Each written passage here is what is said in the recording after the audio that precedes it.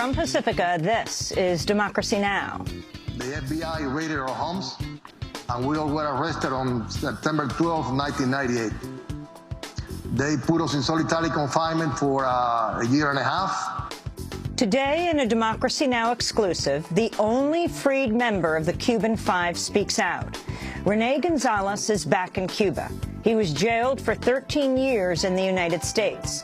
The Cuban Five were convicted of espionage. They say they were not spying on the United States, but trying to monitor violent right-wing Cuban exile groups here, responsible for attacks inside Cuba.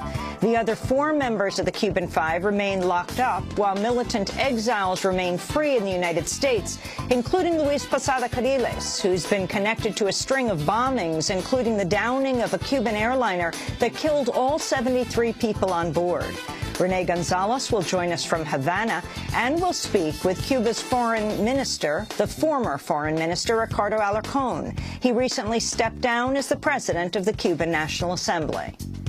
If President Obama is really interested in projecting a more positive image of U.S. policy abroad, if he is interested in improving relations with Latin America, he better listen to what many governments in Latin America have been telling him. Simply free the five. And we'll play excerpts of the late filmmaker Saul Landau's latest film, Will the Real Terrorists Please Stand Up? All that and more coming up.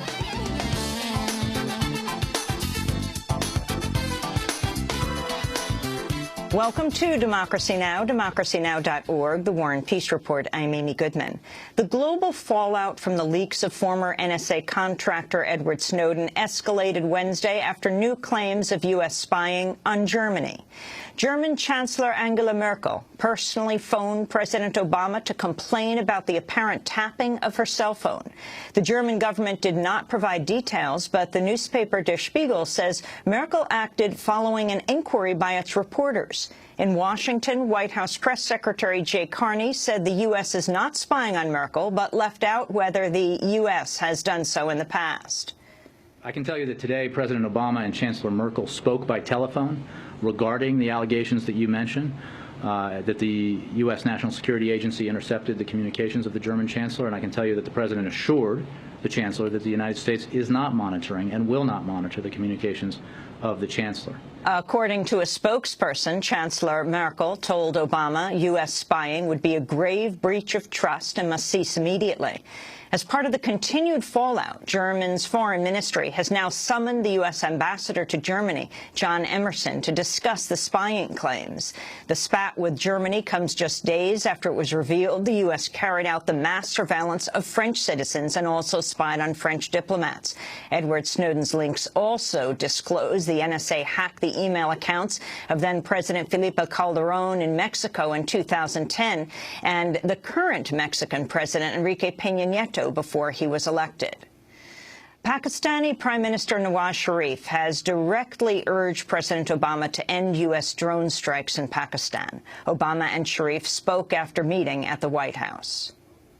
We agreed that we need to continue to find constructive ways to partner together, ways that respect Pakistan's sovereignty, that respect the concerns of both countries. And I'm optimistic that we can continue to make important strides in moving forward because both the Pakistani people and the American people have suffered terribly from terrorism in the past. Pakistan and the United States have a strong ongoing counter-terrorism cooperation. We have agreed to further strengthen this cooperation. I also brought up the issue of drones in our meeting, emphasizing the need for an end to such strikes. Despite the Pakistani Prime Minister Sharif's public comments, the Washington Post reports the Pakistani government and the U.S. have closely cooperated on the drone strikes in Pakistan. Secret CIA documents and Pakistani memos show the Pakistani government has received regular U.S. briefings on strikes and the number of casualties. In the briefings, the U.S. has routinely claimed no civilians were harmed. A report this week from Amnesty International on uncovered new civilian deaths from U.S. drone strikes in Pakistan and said the killings may amount to war crimes. You can go to our website at democracynow.org to see yesterday's interview on the Amnesty International report. Large parts of Syria were hit by blackouts Wednesday after rebels attacked a southern gas pipeline. The power outages extended to the capital, Damascus, which was reported to have gone completely dark. Secretary of State John Kerry held talks with Israeli Prime Minister Benjamin Netanyahu in Italy on Wednesday at the end of a three-day European tour. Before the meeting, Kerry focused his remarks on backing the Israeli stance on Iran's nuclear program. We have made clear, and we are adamant, that words are no substitute for actions. And what we will need, all of us, in order to be satisfied with respect to the United Nations sanctions, to the demands of the IAEA, as well as to our own security requirements, we will need to know that actions are being taken which make it crystal clear, undeniably clear, fail-safe to the world that whatever program is pursued is indeed a peaceful program. Russia has reduced the charges against the so-called Arctic 30, detained in a direct action against Russia's first Arctic offshore oil rig last month. The 28 Greenpeace activists and 2 journalists are no longer accused of piracy, but are still facing charges of hooliganism that could land them in jail for up to 7 years. At a hearing on Wednesday where bail was denied, one of the Greenpeace activists said the group was unlawfully captured at sea. I'm glad that there's information about us still going, but I mean, we're not staying in order to do the action. We came here in order to protest, and we did not come here in order to go to prison. That's true. In fact, we didn't come to Russia at all. We were brought here under threat of fire. The federal government has extended the deadline for buying health insurance through the new online exchanges by 6 weeks to March 31st of 2014. Under the Affordable Care Act, Americans who go without insurance for 3 consecutive months will be forced to pay a penalty. The Obama administration says the deadline extension is unrelated to the complications that have plagued the exchanges since they came online at the start of the month. 4 contractors involved in the rollout glitches are testifying before a House panel today. A federal jury has found Bank of America liable for 1 count of civil fraud in the sale of toxic mortgages. Prosecutors had accused Bank of America of executing a scheme that would blindly hand out mortgages without proper checks and then turn around and sell the toxic loans to the government-controlled Fannie Mae and Freddie Mac. While Bank of America reaped a windfall, Fannie and Freddie were stuck with huge losses and foreclosed properties. The scheme was known as the Hustle and originated under the firm Countrywide Financial, which Bank of America took over in 2008. The Justice Department is seeking a fine from Bank of America of over $848 million. Opening arguments began Wednesday in a trial set to determine the outcome of Detroit's bankruptcy filing, the largest by a municipality in U.S. history. The trial pits the city and state government against thousands of current and former city employees whose pensions and medical benefits face major cuts. As the hearing began, hundreds of demonstrators rallied outside the courtroom. It makes me feel as if I'm irrelevant, insignificant, and my voice just doesn't matter. So we have to get out and show support for those who have been unjustly treated in this whole bankruptcy scheme. Michigan Governor Rick Snyder is among the public officials expected to testify during the multi-day trial.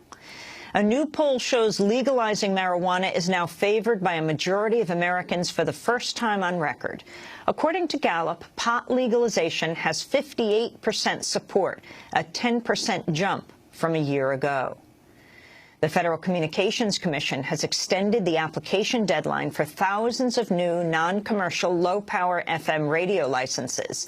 The FCC opened up the LPFM spectrum earlier this year in response to a lengthy public campaign giving nonprofits, labor unions, and community groups a one-time only chance to own a bit of the broadcast airwaves. Because of the government shutdown, the FCC has moved the deadline from October 29th to November 14th. In Washington state, agribusiness companies and food manufacturers are pouring millions of dollars into an effort to defeat what could become the country's first law requiring the labeling of genetically modified foods and seeds. Washington residents will vote on Initiative 522 on November 5th. But companies opposed to labeling are funding a more than $17 million effort to derail it. Monsanto donated nearly $5 million, and DuPont has given more than $3 million, while Pepsi, Coca-Cola, and Nestle have dedicated more than $1 million each.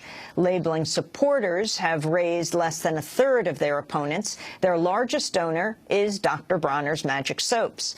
A recent New York Times poll found 93% of Americans want labels on food containing GMOs. 64 countries require it. Meanwhile, legislators on one Hawaiian island recently passed their own bill restricting pesticide use by companies developing GMOs. Because of its location, Kauai has become a hotspot for new genetically modified crops, particularly corn, which is grown by companies including DuPont, Syngenta, and Dow.